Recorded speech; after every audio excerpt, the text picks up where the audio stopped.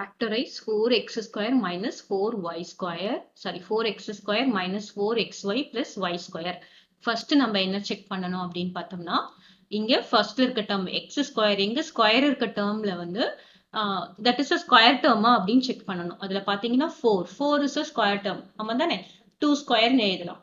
அப்புறம் y square ஓட coefficient என்னது 1 is also a square term. நாம இத 1 square னு எழுதலாம் தானே.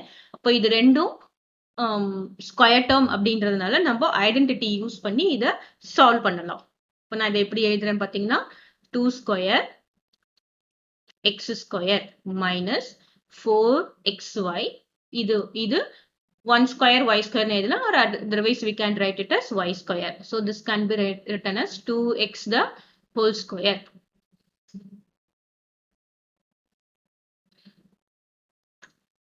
Okay, 2x the whole square minus இந்த 4xy நம்ம எப்படி பிரிச்சு எழுதுறோம், x இருக்கிற இடத்துல நம்ம என்ன போடுறோம் 2x போடுறோம், அப்புறம் y இருக்கிற இடத்துல y மட்டும் தான் இருக்கு, ரிமைனிங் என்ன 2, இங்க 4 இருக்கு. So 2 into 2 will be 4 plus y square.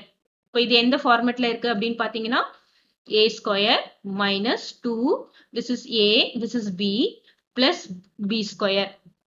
So here a is equal to என்னது 2x, b is equal to என்னது y.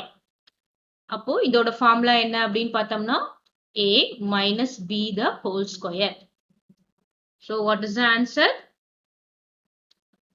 2x minus y the whole square. இதை நம்ம பிரிச்சு எழுதும் போது எப்படி எழுதலாம் 2x minus y, 2x minus y. Okay, so இங்க மைனஸ் இருக்கும் போது ஹோல் ஸ்கொயர் போட்டா இங்கேயும் மைனஸ் வரணும்.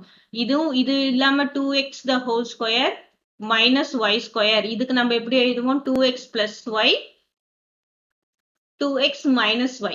கிளியரா?